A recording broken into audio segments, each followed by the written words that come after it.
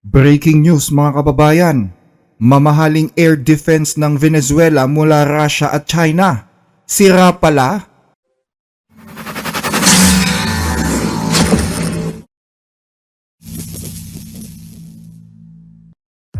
Isang napakalaking sampal para sa mga kalaban ng Estados Unidos. Yan ang basa ng mga eksperto matapos masaksihan ng buong mundo ang taktikal na pagdakip ng puwersang Amerikano sa na-depose na Pangulo ng Venezuela na si Nicolas Maduro. Para sa ilang eksperto, ang ginawa ng Washington ay sadyang idinisenyo para ipahiya ang mga kaalyado ni Maduro, lalo na ang Moscow at Beijing na matagal nang nagbibigay ng pampulitika, pang-ekonomiya at security support sa Venezuela. Sa kanilang basa, ipinakita ng Estados Unidos na hindi sapat ang diplomasya o ang bukang-bibig na soberanya para pigilan ang direktang aksyon kung ang usapan na ay tungkol sa droga, terorismo at pambansang interes, na hindi garantiya ang suporta ng isang superpower kapag nanghimasok na ang Estados Unidos. Sa ganitong konteksto, ang pagdakip kay Maduro ay hindi lang tungkol sa Venezuela, kundi isang mas malawak na mensahe sa kasalukuyang estado ng balance of power sa mundo. Sa isang talumpati na ginanap sa Newport News Shipyard sa Virginia, muling ipinagmalaki ni US Secretary of War Pete Hegseth ang sandatahang lakas ng Estados Unidos. Ayon sa kanya, ang nangyari sa Venezuela ang katibayan na ang US Armed Forces talaga ang siyang dominanteng puwersa ngayon sa mundo. Isang antas na walang sino man ang makaka-questions o magtatangkang subukin ito. Pangatlo, muli naming napatunayan ang isang ganap na deterrence na hindi kayang questionin o tangkaing subukin pa ng ating mga kaaway. Noong nakaraang administrasyon, sablay ang ginawang pag-atras sa Afghanistan na naging dahilan ng pagkasawi ng mga Amerikano at sumira ng ating reputasyon. Ang digma ang sinimulan ng Hamas sa Israel pagkatapos ng insidente noong October 7, o kahit ang digmaan sa Ukraine na hindi sana nangyari kung si Pangulong Trump lang sana ang nakaupo. Mga pagkakataon kung saan kini-question ng mundo kung talaga bang malakas ang Amerika at kung kaya pa ba nitong mamuno. Ngayon, tapos ng mga pagdududang yon. Kasunod ng pagmamalaki sa lakas ng hukbong Amerikano, lantarang pinuna din ng kalihim ang bisa ng mga air defense na ibinenta ng Russia sa kanilang kaalyadong Venezuela. Mga air defense na hindi gumana sa gitna ng isang kritikal na sitwasyon saan nakasalalay pa naman ang kalayaan, seguridad at kinabukasan ng isang bansa. Gaya ng ating nasaksihan, 3 gabi nang nakakaraan sa sentro ng Caracas, Venezuela, nang pumasok sa mismong downtown Caracas ang halos nasa 200 nating magigiting na Amerikano. Mukhang hindi gaanong gumana ang mga Russian air defense system, hindi ba? Pumasok kami sa downtown Caracas at ginakip ang isang taong may kaso at pinaghahanap ng hustisya sa Amerika ayon sa hinihingi ng batas, at wala man lang ni isang Amerikano ang napahamak. Pero ang totoo, hindi lang si Hegseth ang nakapansin nito. Lahat halos ng mga analysts at mga observers sa buong mundo ay nakita ang tila inutil na depensa ng Venezuela sa gitna ng tinatawag nitong pananakop. Yan ay sa kabila ng mga video ng paghahanda na ipinakita ng nila noon sa buong mundo bago pa maganap ang paglusob ng mga Amerikano. Sa loob kasi ng 10 linggo, sumailalim muna ang hukbong sandatahan ng Venezuela sa tinatawag nilang anti-imperialistic drills.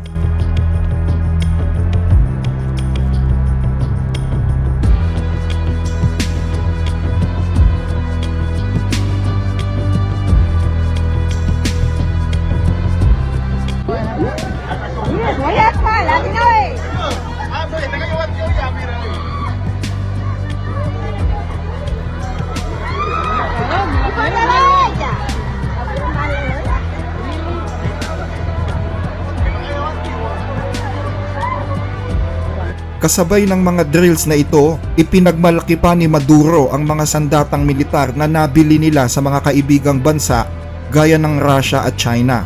Noon kasing 2006, nagpatupad ng arms embargo ang US laban sa Venezuela para hindi na sila magkaroon ng anumang armas na galing sa kanlurang bansa, na naging dahilan kung bakit bumaling sila sa ibang mga suppliers. Salamat kay Pangulong Putin. Salamat sa Russia, salamat sa China, at salamat sa marami naming kaibigan sa buong mundo. May sapat na kagamitang militar ang Venezuela upang matiyak ang kapayapaan. At sa loob ng 10 linggong ito ng banta ng imperialismo at digmaang psikolohikal, hinarap namin ito ng may katahimikan at kapanatagan. Ginagawa ang aming tungkulin at tinutupad ang aming mga responsibilidad. Pero sa kabila ng paghahanda ng Venezuela, wala sa mga ipinagmamalaking armas ang nakaganap sa tungkulin nito na depensahan ang bansa mula sa kapangyarihan ng Estados Unidos. Tanong tuloy ng ilan, ano ba ang nangyari sa mga air defense na nabili ng Venezuela sa Russia at China? Mula sa Russia, nakuha ng Venezuela ang mga S-300 Air Defense System, Su-30 jet fighters, T-72 tanks at iba pa. Ang S-300 ang ipinagmamalaking air defense ng Venezuela. Nangako kasi ang mga Russian salesman na kayang patumbahin ng armas na ito ang mga cruise missiles, fighter jets at pati ilang ballistic missiles. Kaya din daw nitong subaybayan ang nasa 100 target ng sabay-sabay at tumama sa eroplano ng hanggang sa layong 200 kilometers. The missing piece is Venezuela's air defense network, built around the Russian-supplied S-300VM system, which now stands as the most formidable shield Caracas possesses and the clearest obstacle to any US strike package. Kasama din sa mga ipinagmamalaking air defense ang Pechora at ang Buk anti-aircraft missiles, pati na rin ang mga portable Igla-S systems at Kalashnikov rifles. Lahat ay dinisenyo pa noong panahon ng Soviet Union. Ayon sa Russian news agency na TASS, mula 2005 hanggang 2013, umaabot sa $11 billion ang halaga ng mga kagamitang pandigma na nabili ng Venezuela sa mga Ruso. Hindi pa kasama dito ang tinatayang nasa $6.2 billion na loan ng Venezuela sa Russia para pa rin sa mga armas. Nangako ang Russia sa Venezuela na dahil sa mga armas na ito, posibleng maging no-fly zone ang himpapawid ng Caribbean para sa mga eroplanong Amerikano. Sa China naman, nabili ng Venezuela ang ilang mga JYL-1 long-range air surveillance radars, JY-27 or JY-27A long-range radar systems. Ayon sa China, kaya daw nitong madetect kahit ang mga US stealth jets. Kaya naman nag-install ang Venezuela ng 7 ganitong radars noong September 2025. Pinuri pa ng Venezuelan Air Defense Minister ang mga Chinese radars at sinabing matagumpay daw nitong nalock ang mga F-35 jets na pinaka-advanced na eroplano sa mundo. Ayon sa Center for Strategic and International Studies or CSIS, ang kabuang halaga daw ng mga armas na ibinenta ng China sa Venezuela mula 2010 hanggang 2020 ay tinatayang nasa humigit kumulang $495 million, halos $0.5 billion lamang, mas maliit kumpara sa ibinenta ng Russia. Mula 2010 hanggang 2020, humigit kumulang 60% ng armas ng Venezuela ay galing sa Russia at 16.4% naman ang galing sa China. Ang susunod na tanong ngayon ng marami ay, anong nangyari? Bakit sa kabila ng pagkamahal-mahal na mga armas na ibinenta sa Venezuela, wala sa mga ito ang nakapigil man lang sa pagdakip ng US Delta Force kay dating Pangulong Nicolas Maduro? Paanong nangyari na tinangay si Maduro at ang kanyang asawa nang wala man lang gulo maliban sa barilan na naganap sa mismong compound ng dating Pangulo? Nitong nakaraang Sabado, January 3, 2026, ang JY-27A long-range surveillance radar na ipinagmamalaki ng Venezuela na binili nito sa China ay sinira o ginam ng F-35 ng Amerika. Ibig sabihin, nawasak ng F-35 ng US ang detection capability ng nasabing radar. Basically, naging useless tuloy ang sistemang ito. Ginamit din umano ng Venezuela ang JYL-1 radar ng China at ang mga Chinese air defense na HQ-9 at HQ-12 na dapat sana'y sisira sa projectiles at jets ng kaaway. Pero tila ni isa ay walang gumana. Hindi nakakapagtaka ito, sabi ng iba, dahil ito rin ang ginamit ng Pakistan noon sa India, pero sumablay ng pakawalan ng India ang mga BrahMos defense system. Paliwanag ng mga analyst, posibleng gumamit ang US ng tinatawag na Intensive Electronic Jamming System para ma-disable ang mga sensors at mawalan ng early warning capabilities ang mga integrated air defense ng Venezuela. Pinatahimik din ng US ang command control at winasak ang mga military installations. At dahil nawasak ang mga radar ng China na magsisilbisa ng mata ng Venezuelan air defense, hindi tuloy nakapagbuga ng mga missiles ang mga long-range air defense ng Russia gaya ng S-300 at Buk M2. Kapag kasi naputol ang koneksyon ng air defense units sa Central Command, asahan na ang total air superiority ng mga eroplano ng US dahil hindi na magfa-function ang air defense ng Venezuela. At dahil nawasak na ang air control ng Venezuela sa una pa lang, asahan na rin na magkakaroon ito ng negatibong impact sa mga nakadeploy na ground force ng Venezuelan Army. Ayon sa mga eksperto, ang nangyaring pag-atake sa Venezuela ang nag-expose kung gaano kahina ang mga Chinese-designed command and control system kapag nasa gitna na ng isang multi-domain attack o sabayang pag-atake sa lupa, himpapawid at karagatan. At ganun din ang mga air defense ng Russia. Nangako pa naman ang Russia na kaya umano ng kanilang mga air defense na gawing no-fly zone ang buong Caribbean para sa mga eroplanong Amerikano. Pero sa loob lamang ng 20 minuto, tila naging mga metal scrap ang nasabing mga pangako. Nang araw kasing yun, nagpakawala ang USS Gerald Ford ng mga Tomahawk cruise missiles patungo sa baybayin ng Venezuela. Dapat sana ay na-detect ito ng S-300 radars sa layong 230 kilometers. Dapat ay sinubaybayan at pinatamaan na ang mga missiles na ito, pero walang nangyari. Ayon sa paliwanag ng mga analyst, ginamit ng US ang mga EA-18G Growler, isang uri ng eroplano na may kakayahang manalo sa electronic warfare. Nagpakawala daw ang mga growlers na ito ng tila bagyo ng ingay sa buong electromagnetic spectrum. At dahil sa ingay na ito, hindi na tuloy malaman ng air defense ng Venezuela kung nasaan ang tunay na target, alin ang tunay at peking target. Ang tawag dito ay noise jamming.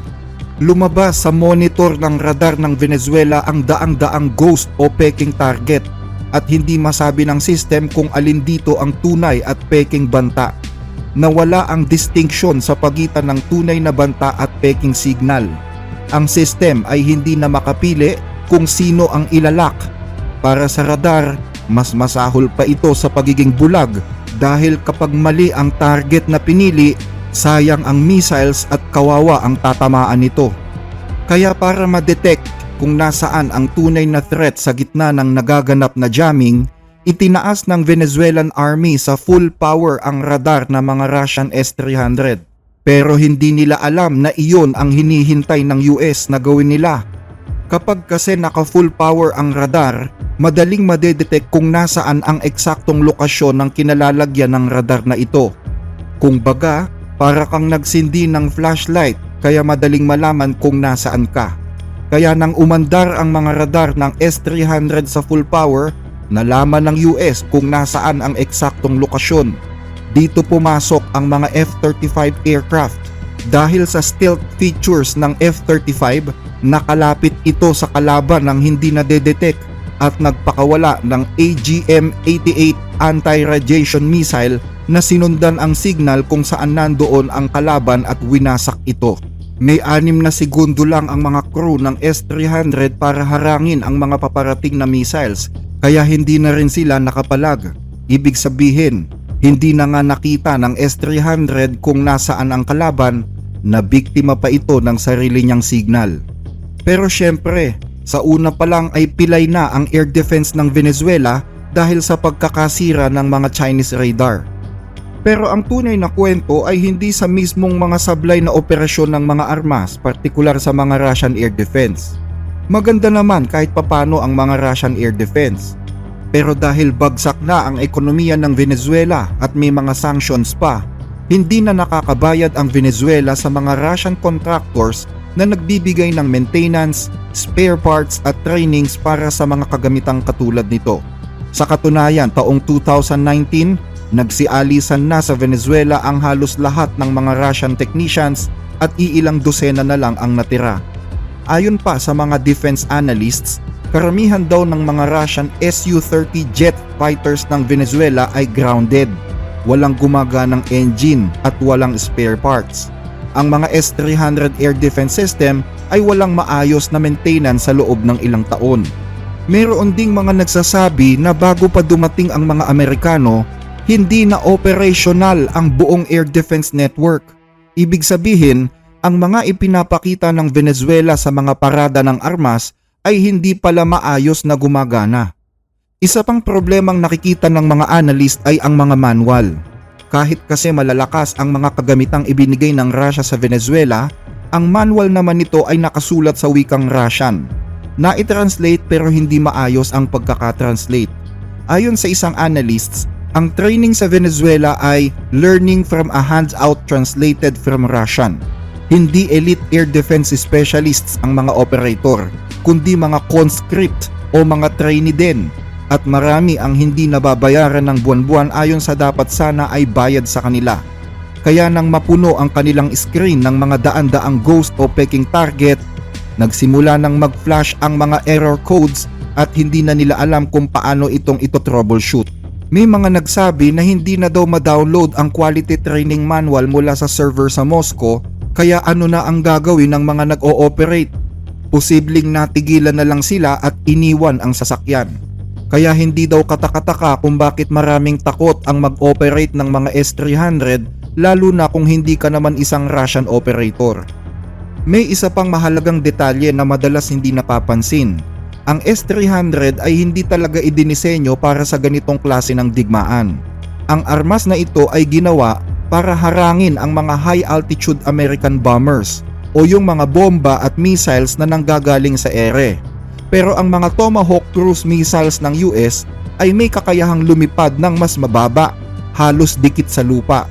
Nagkataon naman na ang Venezuela ay maraming terrain, mabundok at maraming lambak. Ayon sa mga eksperto, posibleng lumipad ang mga missiles ng US ng halos dikit sa lupa at sinusundan ang hugis ng mga bundok, kaya hindi masyadong kita dahil sa kapal ng mga puno. Nang sumulpot ito malapit sa target, ilang segundo na lang din ang natitira kaya hindi na ito napigilan.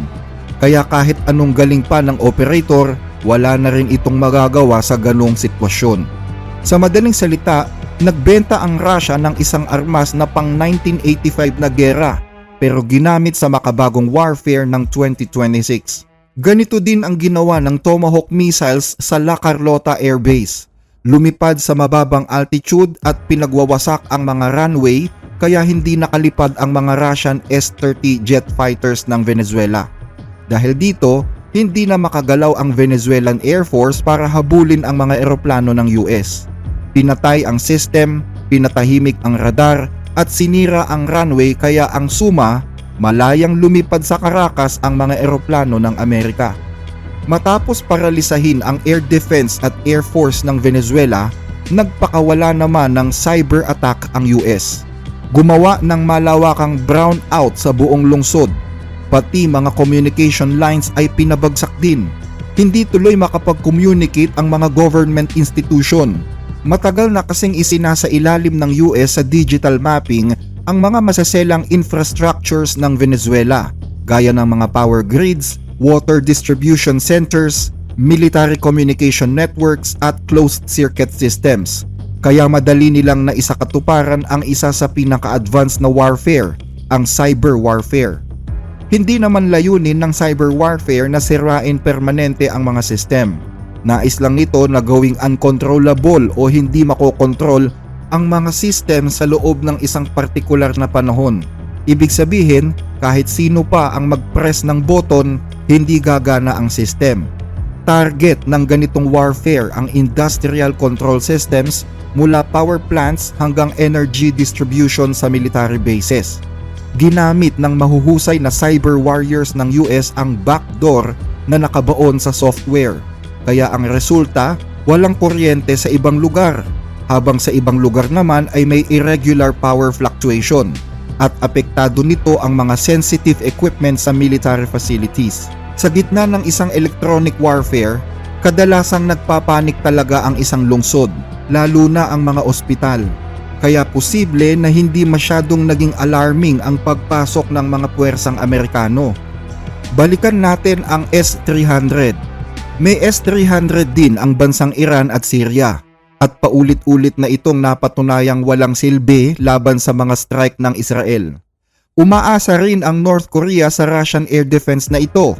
Ang masama pa, halos lahat ng bansang bumili ng S-300 ay nakita kung paano ma-disable o ma-jam o ma-deactivate ang mga ito sa loob lang ng halos 20 minuto kapag seryosong operasyon na ang laban.